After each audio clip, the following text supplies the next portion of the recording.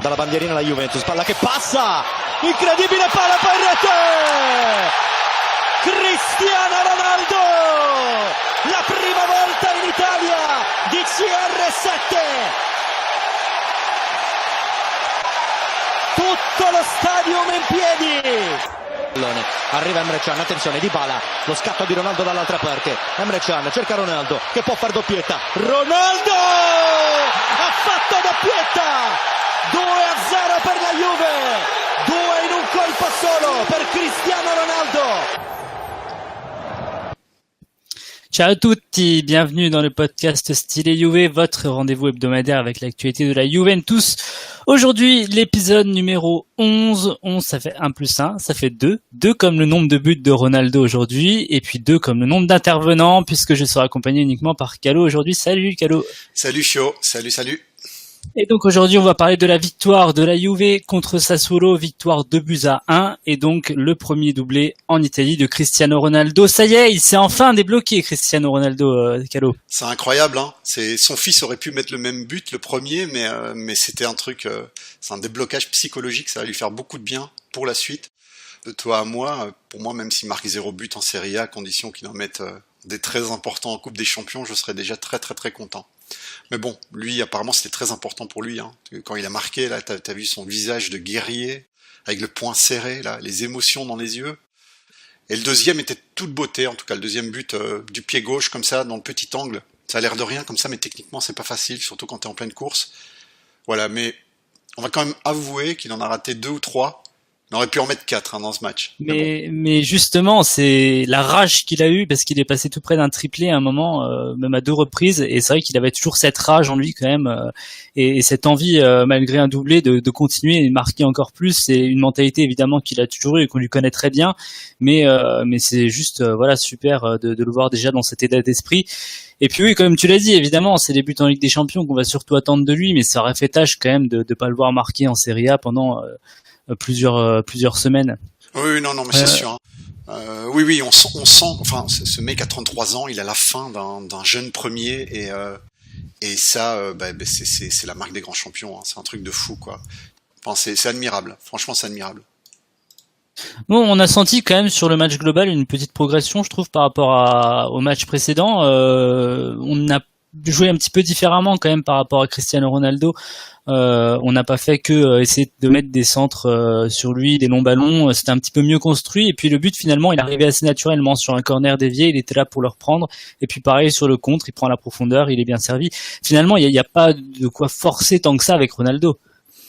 Non. De toute façon, les occasions vont se créer d'elles-mêmes avec des joueurs offensifs comme ça, et il va commencer à en enfiler. Ça, j'en suis sûr. En fin de saison, il terminera pas en dessous de 25 buts. Hein. J'en suis quasiment persuadé. Bon, pour le match maintenant, parlons un peu du match en lui-même. Il n'y a pas grand-chose à dire dans sa globalité, en fait. C'est, comme tu dis, il y a un peu plus d'automatisme, mais c'est pas encore ça. Mais même à 50% de potentiel, on est tellement plus fort que les autres, que ça passe, quoi. Moi, je dirais quand même un mot pour Sassuolo. Sassuolo, c'est quand même une belle équipe. Elle est bien mise en place. Ils ont pas un effectif génial, et pourtant, ça joue vraiment bien. Mais moi, ce qui me plaît dans Sassuolo, c'est cette belle mentalité, quoi. Ils viennent pas pour subir. Ils viennent pour aller de l'avant avec leurs faibles moyens, mais ils viennent pas pour subir du tout. Ils voulaient marquer un but. Ça m'étonnerait pas que cette équipe de Sassuolo, franchement, fin de saison, gagne une place en Europa League. Moi, je trouve en tout cas que c'était le plus beau match de la saison jusqu'à aujourd'hui, mieux que Parme et la Lazio. C'est vrai que ouais, Sassuolo a très bien trouvé le bon équilibre en fait entre ne pas se livrer, parce que t'as la Juve en face quand même, donc évidemment tu veux pas te prendre une raclée comme ils avaient pris en plus l'année dernière avec le 7-0, mais voilà, ils ont trouvé le bon équilibre entre la défense, pas laisser beaucoup d'espace devant la surface, et puis malgré tout bien repartir sur les phases de transition, bonne transition offensive, et bien repartir en attaque et se montrer dangereux, hein, parce que Chesney a pas été inactif dans le match. Et oui, effectivement, c'est une belle équipe Sassuolo, et ça sera certainement l'une des petites sensations de la saison. Après les places européennes, il y a quand même du monde qui lutte, mais c'est vrai qu'ils ont pris des points jusque-là que certains n'ont pas pris, notamment le Milan ou l'Inter. Ouais, une belle mentalité. Hein. Alors, je vais juste dire un truc avant que j'oublie, c'est que dans un précédent podcast, je disais que je voyais une espèce de changement de mentalité tactique dans notre équipe, qu'on était un peu plus offensif, qu'on limitait plus à faire du catenaccio dès qu'on menait, qu'il y avait une volonté d'en mettre un but de plus, et justement, avant le match, Marotta a dit que le spectacle était devenu une part importante du football moderne et que le summum est de gagner en divertissant les gens.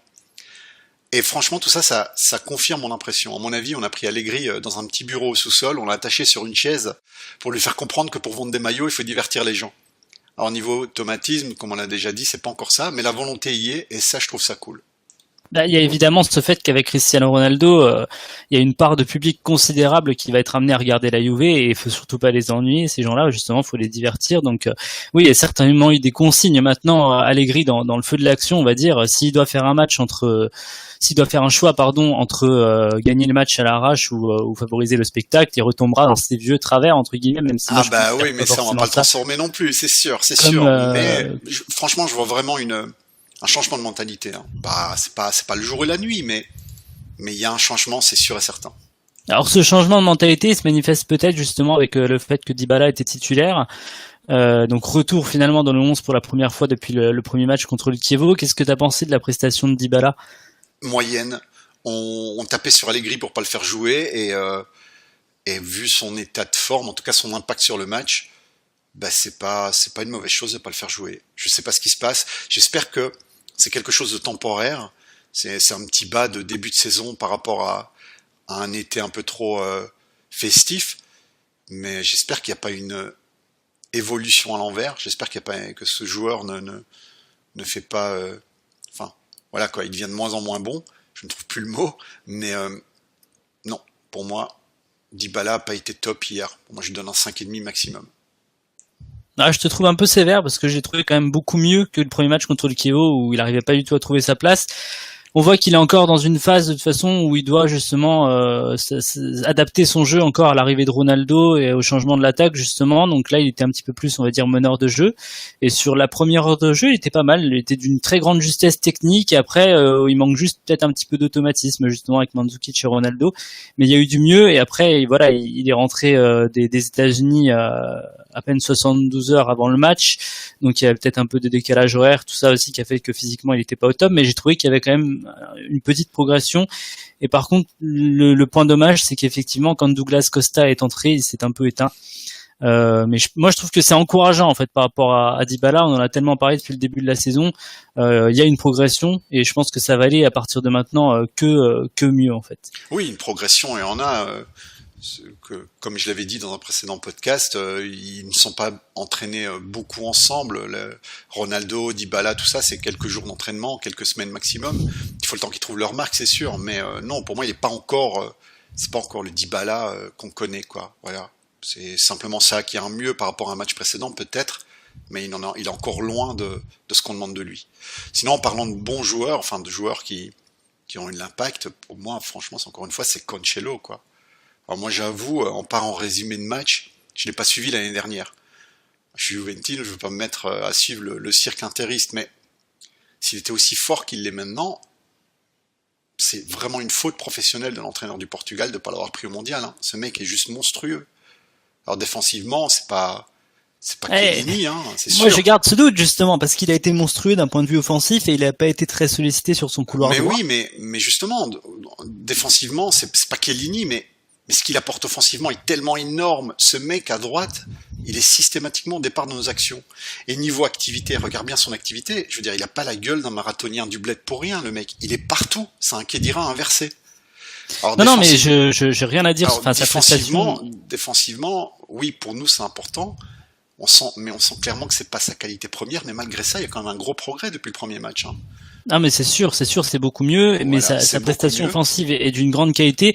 Moi voilà, le seul doute qui reste, c'est quand on va affronter des équipes, alors peut-être comme Valence, hein, Manchester United ou même des équipes en quart de finale de Ligue des Champions. Est-ce qu'il aura la capacité de faire à la fois les efforts offensifs et défensifs en fait? Mais je pense que pour passer un palier, on doit arrêter de penser à ça. Je veux dire, quand Barcelone avait Dani Alves, ils se demandaient pas, oui, mais est-ce que défensivement ça va aller? En Coupe des Champions, il faut marquer un but de plus que l'adversaire. C'est pas le championnat, hein. C'est très différent. Le championnat, tu vas tomber contre une petite équipe qui vont s'enfermer dans leur surface de réparation et si tu marques un but, il faut faire attention de pas se faire découvrir, sinon tu vas te faire avoir en fin de match. Coupe des Champions, c'est vraiment marquer un but de plus que son adversaire. Il faut arrêter de se demander s'il sera bien défensivement. Évidemment, il y a un minimum à donner. On peut pas non plus mettre des ailiers en arrière latéraux, mais au jour d'aujourd'hui, avec l'état de forme d'aujourd'hui, pour moi, il est plus fort qu'Alexandro. Bon, on est dans un format un petit peu particulier aujourd'hui puisqu'on est à deux, donc on va sauter un petit peu la partie top flop, mais je vais justement te soumettre deux faits importants de ce match-là. D'abord, il y a le Douglas Costa qui pète les plombs. Il y a même des rumeurs ce soir qui parlent de 6 matchs de suspension. Alors en général, on part plutôt sur 3. Si on prend les cas qu'il y a eu par le passé, notamment Paul Pogba justement qui avait déjà craché sur un adversaire, il avait pris 3 matchs. Donc en tout cas, Douglas Costa, on va pas le voir pendant un petit moment en championnat. Il a pas à péter les plombs comme ça, on est d'accord. Peu importe ce que Di Francesco lui a fait, parce qu'il lui a mis un petit coup un peu plus tôt, ou ce qu'il a pu lui dire, il doit garder la tête froide. Alors, déjà, avant de parler de son cosplay de lama, il faut signaler que ce joueur est de plus en plus indispensable. Je veux dire, à chaque fois qu'il rentre en jeu, c'est le jour et la nuit, on se transforme, on gagne 2 niveaux. Maintenant, après le petit drama, franchement, c'est un non-événement. Pour celui qui a joué au football, c'est vraiment un truc... je veux dire, d'un côté, t'as un mec qui lui rentre dedans et qui vraisemblablement l'insulte, et de l'autre côté, Douglas Costa qui fait l'imbécile et qui réagit, quoi. Ok, il sera puni, ok, c'est vraiment pas bien, mais il faut pas en faire un fromage non plus. À la télévision italienne, ils sont en 2 doigts de demander la peine de mort et une balle dans la tête. Faut arrêter là, faut arrêter l'hypocrisie. C'est un fait de match, comme il en arrive souvent, et oui, voilà, il a fait un truc qu'il fallait pas, il va être puni, point. De là en faire... je voyais même des Juventini sur certains réseaux sociaux en train de crier au scandale comme s'il aurait violé un enfant. Je veux dire, il faut se calmer là. C'est simplement un fait de match qui n'est pas bien, mais qui arrive. Point. Le tapage médiatique anti-Juventino habituel, c'est vrai, c'est un peu en parler du Exactement. phénomène pour exagérer largement le truc. Mais bon, c'est sanctionnable et ça sera sanctionné, je pense, à la fois par le club et évidemment par la ligue. Mais c'est vrai que malgré tout, des insultes ou des mauvais coups, on sait qu'il y en a à tous les matchs et surtout quand tu es un grand joueur. Je ne peux pas imaginer tout ce que Cristiano Ronaldo a pu entendre dans sa carrière en Espagne, par exemple. Et il a jamais eu ce genre de geste, à moins que je dise une bêtise, mais je crois pas qu'il ait déjà fait ça. Donc ça lui servira de leçon, j'espère. Mais ouais, c'est des pièges dans lesquels il faut pas tomber en tout cas. Oui, exactement. Et le deuxième fait marquant que je voulais te soumettre, c'est qui était le capitaine. Oh là, mon Dieu. Khedira capitaine, quoi. Alors moi, je vais t'avouer un truc, ça va peut-être te surprendre, mais pour moi, après la victoire, c'est la plus belle nouvelle de la journée. Alors, pas de panique, je suis pas devenu un fan de Khedira, mais je vais quand même m'expliquer. Alors déjà, il faut savoir que, à part dans des très rares cas, comme Bonucci au Milan, c'est pas le board ou la société qui choisit le capitaine, c'est les joueurs. Bien sûr, ils vont pas voter pour l'élire, etc., mais il y a une espèce de légitimité naturelle qui se met en place dans un vestiaire, tu vois ce que je veux dire?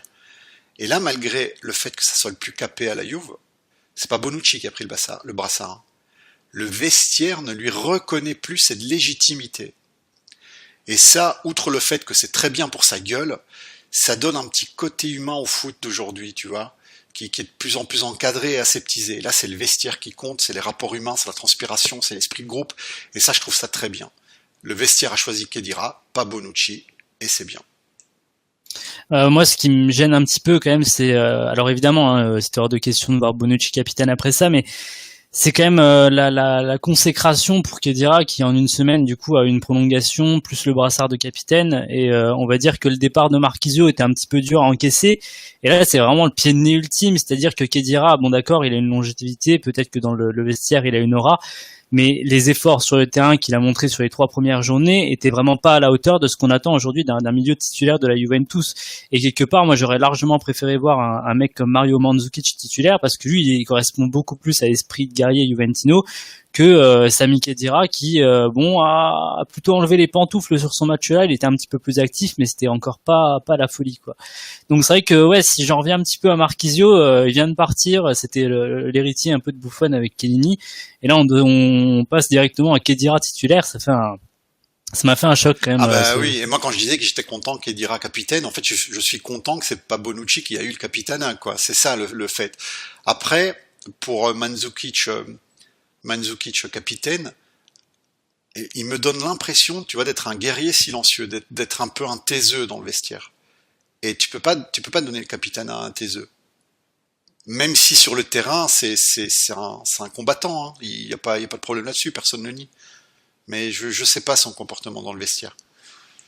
Donc on verra en tout cas ce qu'il adviendra pour la suite du brassard, justement avec le retour de Chiellini. Je pense que Chiellini sera le titulaire, le capitaine incontesté, mais a priori le vice-capitaine ce sera Sami Khedira.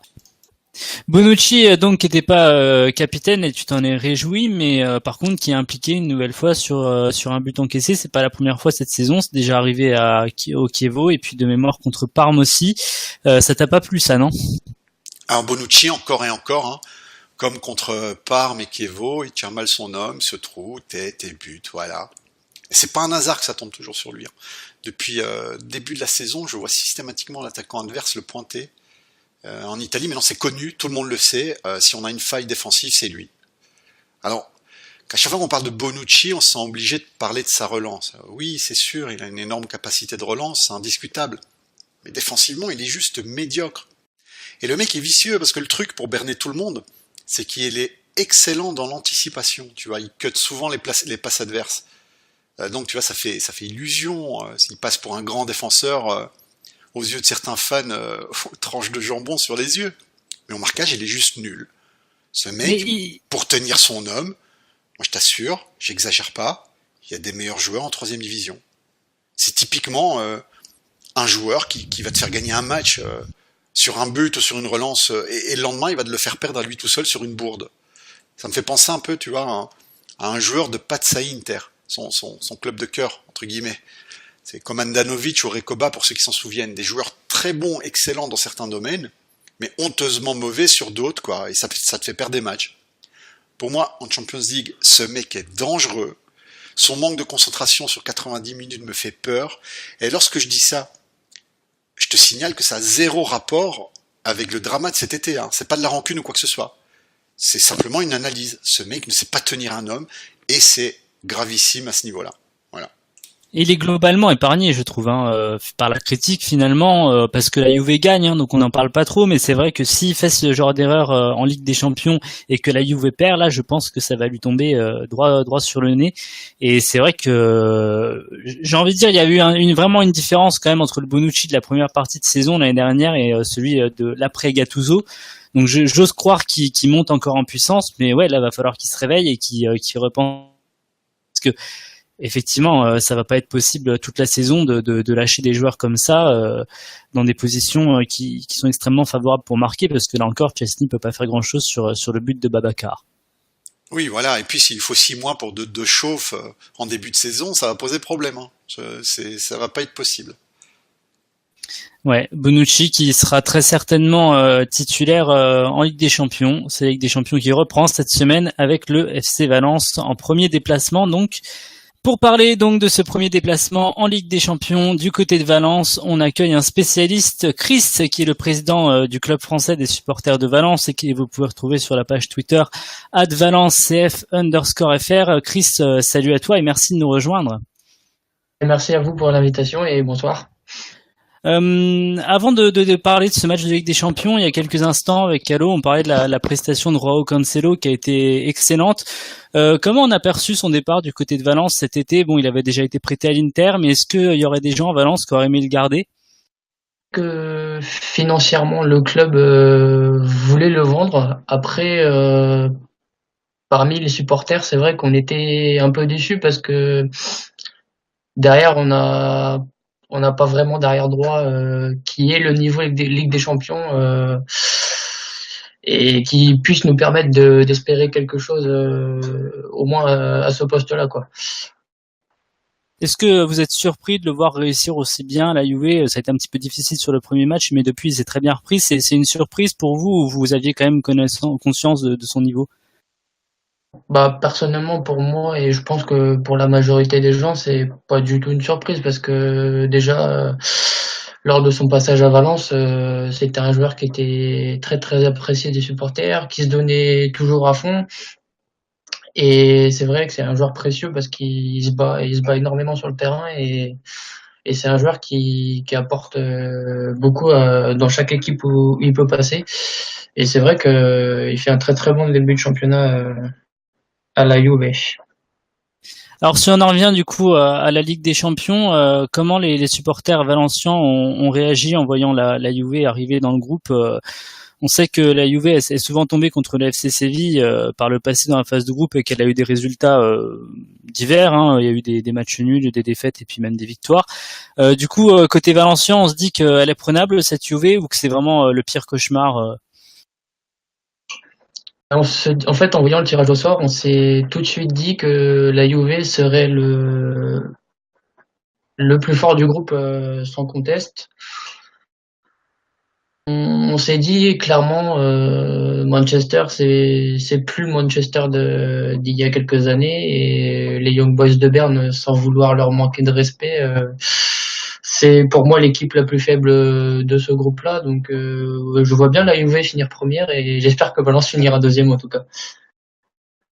Comment tu le sens du coup ce match de mercredi, toi si tu pouvais nous présenter un petit peu Valence justement pour les personnes qui connaissent un peu moins l'équipe, quels sont les joueurs vraiment redoutables de votre côté sur tous les secteurs de jeu, hein, en attaque ou en défense, quels sont vos atouts vraiment pour faire déjouer la Juve?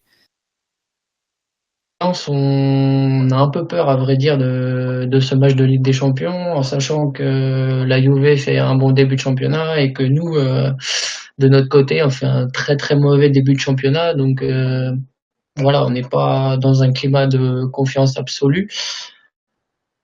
Valence, c'est une équipe très très offensive, qui a un jeu tourné vers l'offensif depuis le début. Au niveau des forces de Valence, je dirais principalement, on a des latéraux qui n'hésiteront pas à monter et à porter un surnombre offensif. On a aussi des ailiers, je pense notamment à Guedes, qui sont capables de débloquer un match et une attaque assez réaliste avec Rodrigo par exemple qui était convoité par le Real cet été. Calo, justement, Chris nous dit que Valence c'est une équipe qui est très forte sur les côtés. On parlait justement de Joao Cancelo et sa capacité à défendre. Ça sera peut-être le premier gros test pour la Juve qui n'a pas rencontré vraiment des attaques très fortes pour le moment. Ouais. Alors moi j'avoue Valence, j'ai pas trop suivi ces derniers temps, on va dire depuis 2 ou 3 ans, mais je les vois un peu comme une équipe typiquement inconstante, sans vouloir manquer du respect au club que j'apprécie. C'est un peu à l'image de leur capitaine Dani Parejo, qui un dimanche va te faire un match digne de Xavi et puis qui va disparaître pendant 2 dimanches de suite, quoi. Et c'est typiquement ce genre d'équipe inconstante qui est dangereuse, parce qu'ils vont faire un début de championnat entre guillemets à chier, et en Coupe des Champions ils vont venir et ils vont battre n'importe qui. Donc moi je suis modérément optimiste sur le match. Je pense qu'il y a moyen de s'en sortir avec un bon résultat, mais je ne suis pas sûr et certain du résultat. Voilà. Chris, ce constat un petit peu d'inconstance de Valence, tu le partages? Entièrement, parce que voilà, Valence c'est vraiment une équipe qui alterne le très très bon avec le très très mauvais, qui est capable d'aller battre la Juve ou Manchester et la semaine d'après de perdre contre le dernier du championnat, quoi. Donc voilà, c'est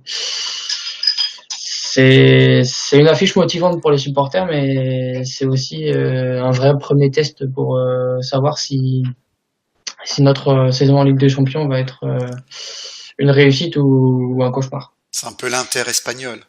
Gagner un match et puis perdre le match d'après. Sans vous manquer de respect, hein, parce que l'Inter... non, il n'y a pas de... On est entièrement d'accord. L'Estadio Mestalla, c'est un peu une légende quand même du football européen. Tu penses que c'est un élément qui peut faire basculer la rencontre à un certain moment si la Juve a des difficultés, par exemple? C'est un des stades les plus anciens d'Espagne, ou même le plus ancien, si je dis pas de bêtises. C'est un stade qui est un peu comme un chaudron, un peu comme Saint-Étienne en France, avec des supporters qui sont capables de sur un match s'ils sentent que l'adversaire est en proie au doute ou que au contraire son équipe a besoin d'être poussée un peu. On n'a pas non plus des supporters ultra violents comme le Deportivo ou l'Atlético, pour ne citer que. Calo, on sait que la Juve elle est un peu poussive quand même sur la phase de groupe de Ligue des Champions. Comment tu le sens toi ce match contre Valence? T'es plutôt rassuré par ce que t'as vu en championnat? Bah moi, comme je l'ai dit tout à l'heure, je le sens, je le sens moyennement bien, quoi. Valence, c'est vraiment une équipe que tu ne peux pas juger. Enfin, comme a dit notre invité, une semaine ils vont perdre contre le dernier, la semaine d'après ils vont battre n'importe qui. Moi, je me sens pas sûr et certain de notre fait de ce match-là. Maintenant, nous, c'est vrai qu'on commence tout le temps lentement les Coupes des Champions, mais là, j'ai l'impression que, étant donné que c'est devenu notre objectif premier, je pense que ça va changer. Je pense qu'on va directement y aller avec comment dire, la bave aux lèvres. Il y a un statut de favori surtout qu'il faut assumer maintenant. On peut plus se cacher comme on l'a fait certaines années en disant c'est des groupes difficiles, le plus important c'est de sortir. Non, là c'est vrai que quand t'es favori maintenant tu dois assumer ton statut, tu dois faire comme tous les autres favoris, ou en tout cas la plupart te qualifier après 4 ou 5 journées de phase de groupe. Chris, du côté du gardien, on va retrouver une ancienne connaissance, il me semble, c'est Neto. Qu'est-ce que tu penses de lui? Neto, moi personnellement, je suis très content de sa venue. C'est un gardien qui dégage pas mal de sérénité. Après, je pense que le club aurait dû aller chercher moins pour cette saison. Après avoir eu Diego Alves, par exemple, qui lui était vraiment un rempart quasi impassable, surtout au niveau des pénaltys. Mais après, j'espère que Neto va montrer toute l'étendue de son talent lors de cette phase de poule. Ce match, ce sera aussi le premier match en Espagne pour Cristiano Ronaldo depuis son retour, depuis son départ du Real Madrid, pardon. Quel rapport il a eu, Cristiano Ronaldo, avec Valence? C'est une équipe qui lui a réussi par le passé? Pour te dire les choses clairement, c'est celui qui nous faisait le plus peur. Pas par son talent, mais par l'influence qu'il peut avoir sur un match et sur son, comment dire, sur le charisme qu'il peut avoir. Une équipe comme Valence qui, comme vous l'avez bien dit, peut alterner le très très bon et le très très mauvais. Après, il y a entre Valence et le Real, comme il y en a avec Séville aussi, mais c'est une rivalité historique et Cristiano, je pense, ne sera pas très très bien accueilli. Oui, comme les grands joueurs, évidemment. En tout cas, les joueurs qui font peur, souvent le public va essayer de les déstabiliser, évidemment. On te remercie d'être venu nous présenter Valence. Chris, on rappelle que ta page Twitter, c'est @valencecf_fr. On mettra tous les liens aussi dans la description. Avant de partir, peut-être un petit pronostic sur ce match-là. Quel résultat tu vois? En optimiste, 2-1 pour nous, et en réaliste, je me contenterai d'un 1 partout. Calo, est-ce que un match nul à l'extérieur du côté de Valence, ce serait un bon résultat pour commencer? Non, ce sera un très mauvais résultat, ça c'est sûr. Mais il n'est pas à exclure. Voilà. Moi je pense qu'on va gagner 1-2, mais un match nul n'est pas à exclure. Après une défaite, n'en parlons pas, ça serait catastrophique. Non pas parce que Valence est à sous-estimer, mais simplement parce qu'il faut prendre des points. Voilà. Et si on dit que la Coupe des Champions est un objectif pour nous, il faut prendre des points tout de suite, quoi. Oui. Et puis il y a sûrement un message aussi à envoyer pour tous nos adversaires cette saison. Ce sera le mot de la fin. Merci Chris d'être intervenu auprès de nous du coup pour nous présenter un petit peu mieux l'adversaire valencien. Prochain rendez-vous avec le podcast Style UV, ce sera mardi prochain. On reviendra évidemment sur ce premier match du côté de Valence et puis on parlera du prochain match de la UV en championnat qui sera contre Frosinone, un match abordable a priori. Bonne semaine à tous et rendez-vous mardi prochain. Ciao à tutti. Salut.